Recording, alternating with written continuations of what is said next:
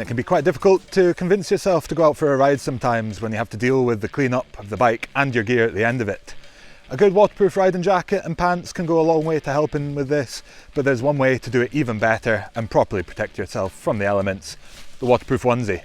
I've been putting 4 of the best in the market to the test to find out which one is the best, so let's get into it and find out.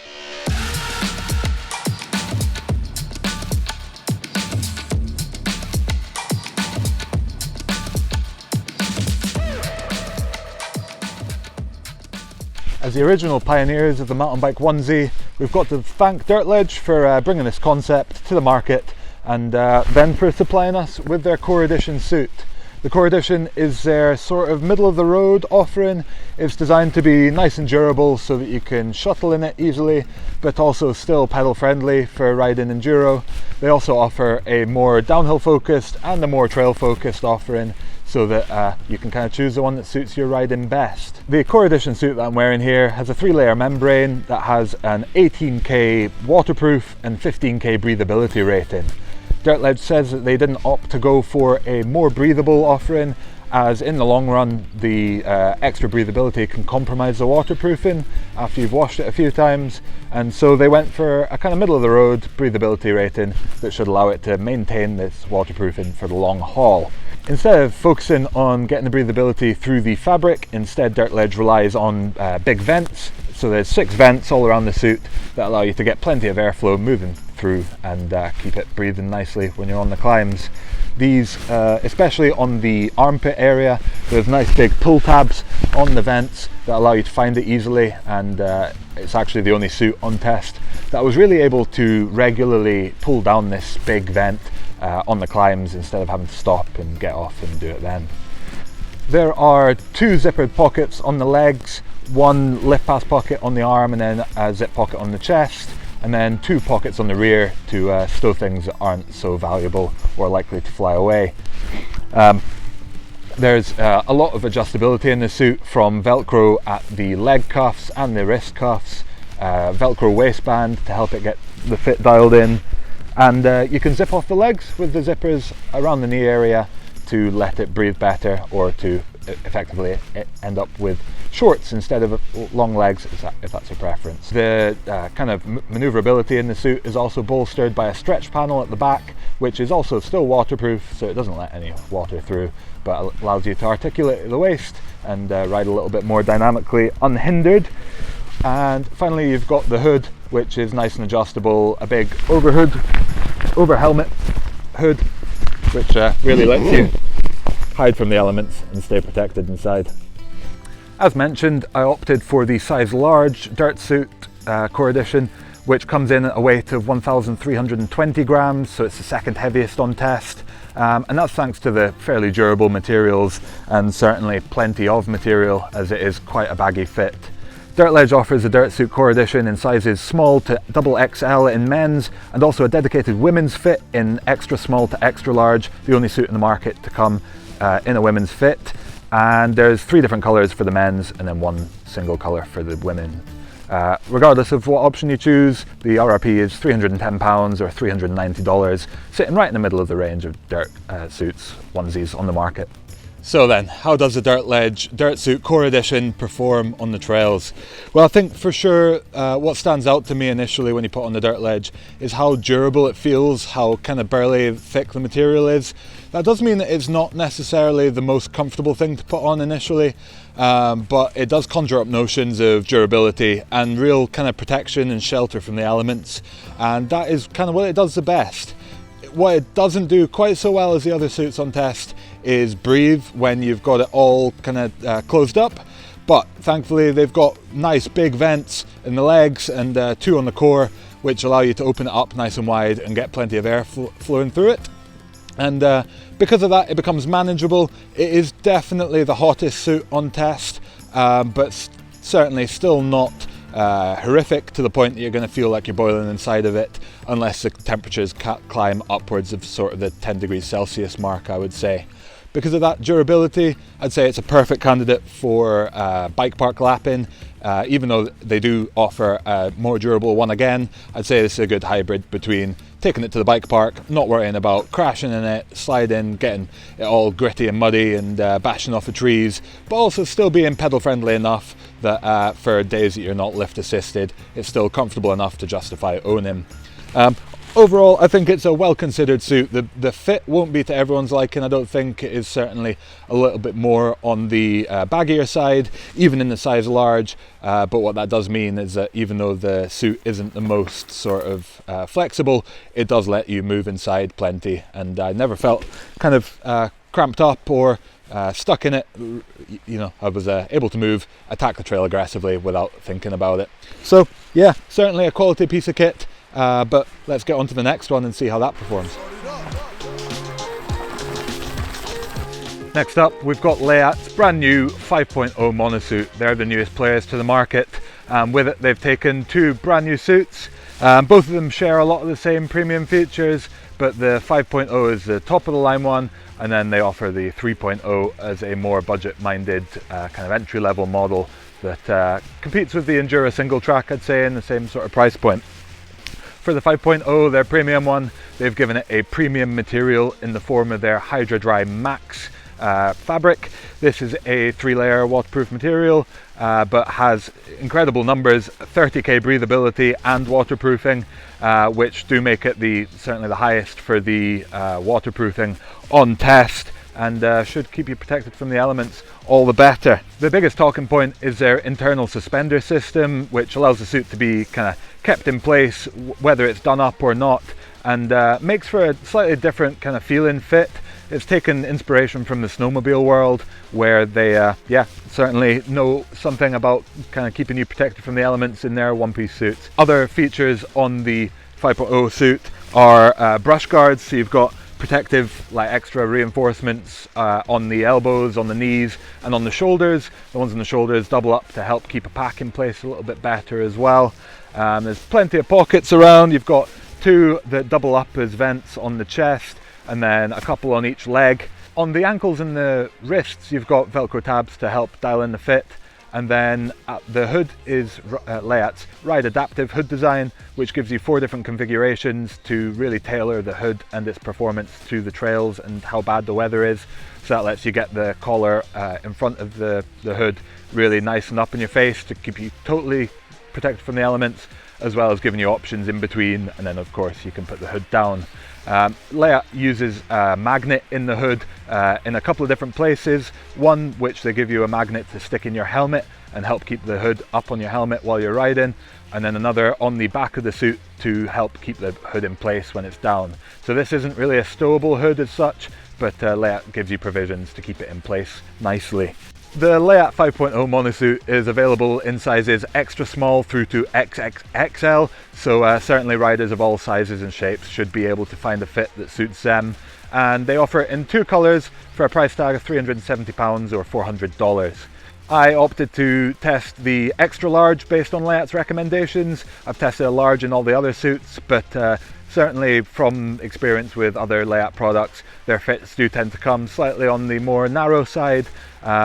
That said, this XL is not super skinny, and certainly I think I maybe could have got away with a large based on the flexibility of the suit in general. But yeah, certainly I'm happy in the extra large, and I think I could have gone either way quite happily because of the adjustability of the fit. So then how does the Leatt 5.0 monosuit perform? Well, to me it's clear that the Leatt 5.0 suit is the kind of premium offering out of all the monosuits on the market. It really has that kind of final detailed finish and the nicest feel when it's on your body as well. Thanks to the soft inner liner, the kind of extra features from the magnet in the hood to the suspenders inside, it all just, it all stacks up to really feel like the most premium product of them all. In terms of performance, that Hydra Dry Max material is being really good. It has kept me totally dry for the duration of the test, as well as feeling nice and comfortable. Even if it's zipped up, it takes quite a bit of effort before you start to really feel a bit kind of claustrophobic inside and feel the need to kind of deploy those vents. So yeah, overall a very impressive suit. The one thing that is a little bit tricky for me with Leatt's sizing being quite skinny is I've had to go up to the XL, which then means that it's designed for riders who are even taller than me, or certainly their proportions are more, they have a longer torso than I do. And what that means is that the Leatt 5.0 suit feels like it bunches up a little bit in the middle. It doesn't feel like a problem when you're riding it, but it's just more of a sort of problem with the look of it, kind of bunching up, giving you an extra belly or whatever, and making you feel a little bit self-conscious. But certainly the comfort is there, the performance is there. There's absolutely no sort of restriction of movement when you're dynamic on the bike, and you can tailor the fit of it everywhere to really get it dialed in. The internal suspender system was something I wasn't sure about before I started using it.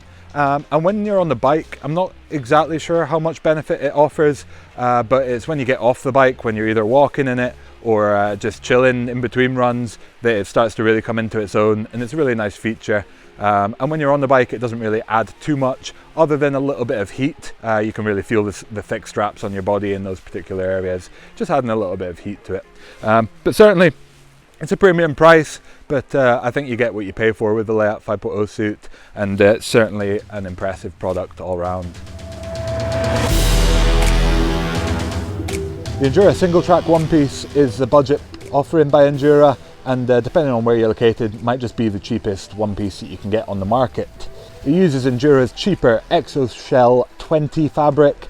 This has got a 10k waterproof and 20k breathability rating, and crucially is a super lightweight and kind of thin fabric compared to most of the others on test, which allows it to come in at a weight of 730 grams, which is over 400 grams lighter than any of the others on test, and is quite impressive. Much like the Endura MT500 one-piece suit that we'll get onto next, the SingelTrack is designed with a kind of design that sort of mimics a separate jacket and pant, but crucially they're designed at the back so that no mud can get in through there, and to kind of give the overall suit a little bit more structure. What this allows you to do is to open up the front like really nice and wide, as if you're wearing an independent jacket, and let plenty of air in, as well as letting the two move slightly more independently and freely, and adding a little bit more maneuverability to the suit that would otherwise be lost if they were fully connected.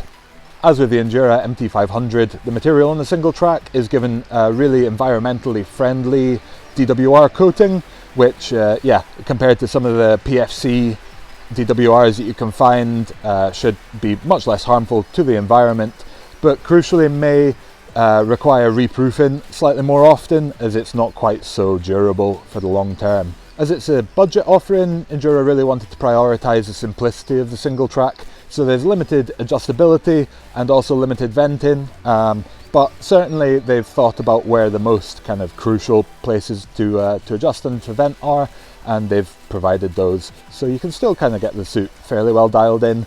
You've got Velcro tabs at the cuffs, both on the ankles and the legs. You've got one kind of flank armpit vent on each side, and then two zip-up pockets on the legs and one on the chest. And that's pretty much it for the SingelTrack. There's not much in the way of flexible panels. There's not any extra venting than I've just mentioned. So it is simple, but if you've got the right fit, then it might be a good suit for you. The Endura SingelTrack onesie is available in sizes extra small to double XL in a choice of 3 different colours, from subdued black to something a little bit more bright. And it comes in at a price of £220 or $300, so it's certainly more of a budget offering, and comes in at a price of kind of high-end waterproof jacket alone. But I think we'll get on to the performance of it next, and really see how that kind of translates. So then, how does the Endura SingelTrack perform? Well, the first thing that's very noticeable about the SingelTrack compared to the rest of the suits on test is the lightweight and the slightly thinner material that it uses.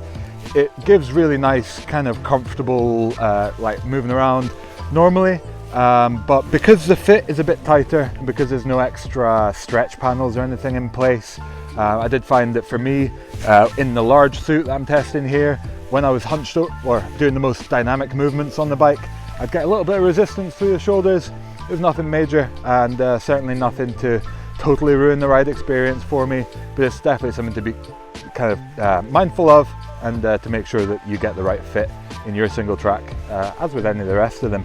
The lack of the adjustability on the SingelTrack didn't turn out to cause me any problems. I could definitely see people who are proportioned slightly differently, maybe struggling, especially if you went for a size up to get a little bit more space inside. But I guess I'm quite lucky in that most of the Endura stuff fits me pretty well. And in terms of the SingelTrack, I think the fit and the cut in general is pretty damn nice. The Exoshell 20 material is certainly, I love the lightweight of it and the feeling of it on the body. And in terms of the waterproofing, I didn't have too many issues. I didn't end up actually taking this thing out in the absolute worst days. But even in Scotland, some of the kind of slightly less worst days are pretty wet and wild, and there's certainly not been any lack of puddle splashes. And I've not ended up getting too wet in this. I did on a couple of occasions start to get a little bit of seep through on the arms and the trouser legs, but yeah, it's definitely been more waterproof than I expected it to be. And then the breathability is pretty good. I did find that on some of the kind of hardest pedaling efforts, I build up a little bit of heat and sweat inside, but definitely nothing major. And it didn't make me absolutely dread the wearing the SingelTrack on more kind of pedal intensive rides, although it would definitely be nice to see a little bit more option for venting and breathability. Overall, I think the SingelTrack is really nice. I do question its durability, especially if you're somebody who likes to crash a lot. I think the thinner material is probably not quite as durable as the rest of the onesies on test. So potentially for a slightly less aggressive riding, it's a good option. Or yeah, if you're just not a crasher like some people out there, then it's probably a good one too. I think overall, as a budget-minded option, the SingelTrack is a fantastic bit of kit, and definitely something I'm quite stoked to have in my wardrobe to pull out on the slightly less bad weather days. And last but not least is Endura's premium waterproof onesie, the MT500. This uses Endura's Exoshell 40 DR material, which offers an impressive 20k waterproof and 40k breathability ratings to yeah, certainly keep the majority of the rain off of you and to let you breathe freely as if you don't have a waterproof on at all. To further bolster this breathability, there are plenty of vents in place, some nice big long flank vents under the armpits, two big long thigh vents on the legs, and then the front pockets double as vents, so you can use the two-way zipper to go either way, choosing between a regular pocket or the vent to keep it breathing even better. And they're particularly effective at letting the air get in through the chest and then using the flank vents to let it vent out the back. As with the SingelTrack onesie, the MT500 uses a similar style with a sort of separate jacket and pant that are only connected around the back, letting you fully open it up and generally letting them move a bit better independently. There's also zip-off legs, so you can make this into a sort of waterproof jacket and short combination if you want, if that's to your preference. There's stretch paneling on the shoulders and on the legs to let it move a little bit more freely. And yeah, certainly it's all around just a very well thought out, feature-packed onesie that has been quite a pleasure to use. The hood is 3D adjustable, letting you run it over the helmet and use the toggles on it to get it dialed in, keep it in place. There's inner Lycra cuffs, which make a really big difference to the comfort and help to keep the sleeves in place, along with the Velcro tabs. There's also Velcro tabs down at the ankles. The MT500 suit is offered in sizes small to XXL in this black colorway only, with an RRP of £440 or $550. So it's certainly a premium price tag product, but does the performance match it? Let's take it onto the trails and find out. So then, how does the Endura MT500 one-piece suit perform? Well, it's safe to say that that premium price tag, the most expensive kind of one-piece on the market, certainly would kind of make you expect that it's going to perform pretty well. But it goes kind of over and above that in my eyes. Certainly in terms of the fit, overall, for me it's the best out of all the suits tested. I tested the size large, and thanks to the stretch panels, the fit can be nice and kind of close. I mean, certainly it's no skinny jeans style suit, but it still is. It doesn't feel like a really big bulky suit on you. It's kind of got a fairly nice low profile on it, but it doesn't stop you moving at all, and it's actually probably the most free moving of all the suits on test. The breathability is also real impressive. You can push really hard in the suit and not have to open any of the vents until the sort of absolute latest time of all the suits on test. And yeah, certainly I think Endura's fabric is one of the better ones out there, because it does all of that. The good breathability, like really ample water resistance, without feeling bulky at all, and also without feeling kind of susceptible to any damage. The DR at the end of the Endura's material name for like extra durable certainly seems to stand up out on the trails as well. I've been brushing my shoulders off of many of the trees in the Tweed Valley, and there's no kind of sign of wear on the shoulders or on the seat kind of area to show for it. So I think certainly it's a big investment. It's a lot of money, but the Endura really seems like the kind of product that's going to last the longest out there. The Endura MT500 suit is certainly a lot of money, but it packs a lot of the features and the kind of premium performance. It goes a long way to justifying it, and it feels really nice and durable, so that your investment can be protected. The one thing that I'd potentially like to see change slightly for my preferences anyway would be a slightly tighter lower leg. The bagginess in the lower leg seems a little bit unnecessary, where you're not going to need to kind of fill it out that much. I don't think my calves are particularly skinny, so yeah, I do think that that's one thing I'd like to see tweaked or changed in the future, but otherwise I think it's a really spot on product that I have absolutely no complaints about. Now that's all four of the suits individually talked about. Let's kind of take them for a little bit of a round table, where I'll let you know what is my favourite and what suit might be best in each of the kind of different scenarios that you might want to wear a waterproof one piece out on the trail. So those have been the four main mountain bike waterproof onesie offerings on the market right now, save for the cheaper Leatt one, which we didn't manage to get in for this test, but it's certainly still probably worth considering as an option. After kind of talking about them all individually, now we're going to talk about them as a collective and try and put them into each of their respective places in the market to hopefully help you come to a decision when buying one for yourself. I think one thing that is for sure is that all of these are pretty nice bits of kit, pretty nice yeah, items to have in your gear bag, ready at your disposal for the worst kind of riding conditions that you can encounter. And all of them do a fairly good job at shielding you from the elements.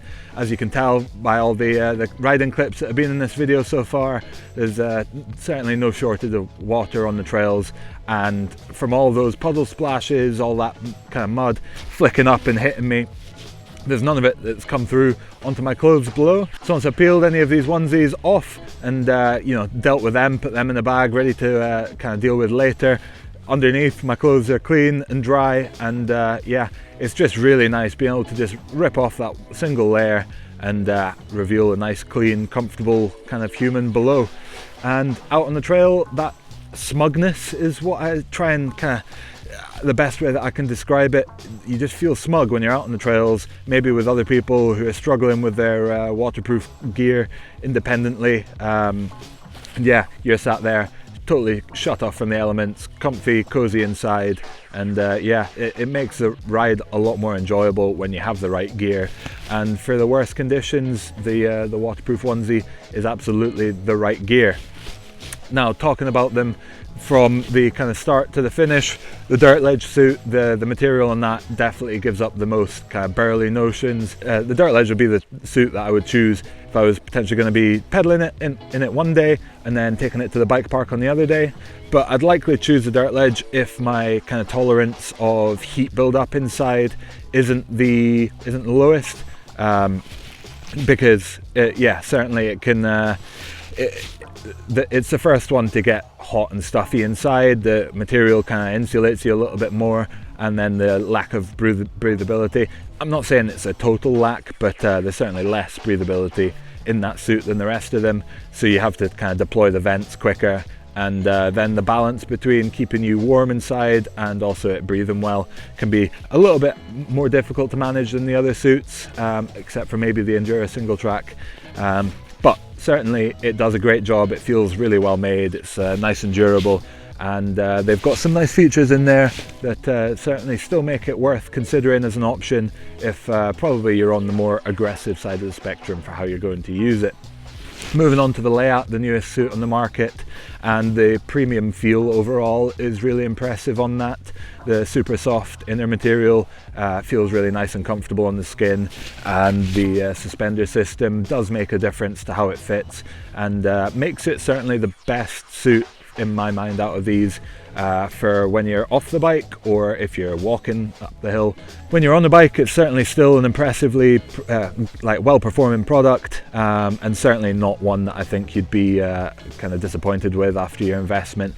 I would just try and get the fit right on it. I think I'd have liked to try the large size just to see if the fit was slightly better and slightly less roomy, and I had less excess in the upper body, but certainly there was nothing that stopped me from feeling comfortable on the trails. It's just that the suspender system is maybe slightly less kind of free feeling when you're in the saddle on the pedals. So yeah, certainly worth considering if you need the suspender system, or if you'd rather try and get the fit dialed in slightly differently with one of the other suits. The Endura SingelTrack, the more budget offering of these suits on test, is certainly still a very nice product. It probably feels the nicest in it when you're not riding, with that really nice lightweight material, feeling really good, moving really freely.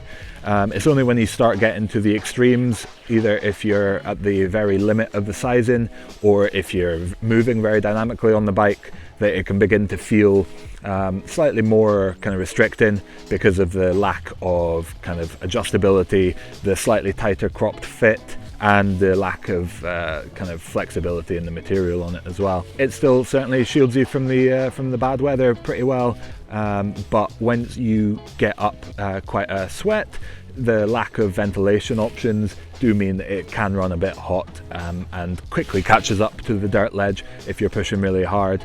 But still, it is absolutely an impressive suit. I just wonder if the durability on the long term would start to maybe not protect your investment quite as well as some of the more expensive suits with slightly burlier kind of constructions.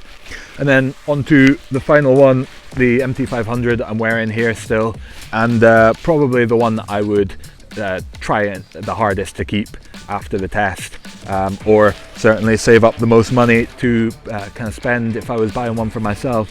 I think part of that is a factor of how well it fits me.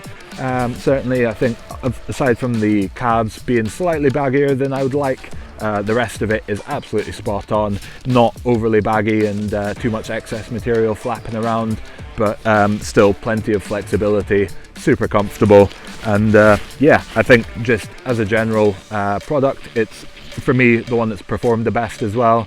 Certainly it's kept all the rain off of me long after I was expecting it to, and the breathability is excellent, and you can really push hard in it before you have to open up the vents, and then it's got a lot of ventilation to let you really dump out any excess hot air if you do get to the stage where you feel like you need it. So the Endura MT500, if you have the money for it, would probably be my pick, but certainly all of the suits on test are quite impressive products, and I don't think you can really go wrong with any, just depending on what you're going to be using them for. Some of them might perform slightly better than the others. I hope you guys have enjoyed checking out this video. If you have, drop us a like, leave us a comment, let us know your thoughts on kind of waterproof onesies as a whole. Do you think it's a good concept, or will you be sticking to the waterproof jacket and pant combination independently? And let us know, what product would you be looking to buy? Have you tried one on? Did you have any issues with the fit? Drop us a comment and let us know. And subscribe to the channel to see more awesome content on awesome gear that keeps you sheltered from the horrible conditions out there like these. Thank you very much for tuning in, guys. Catch you out on the trails.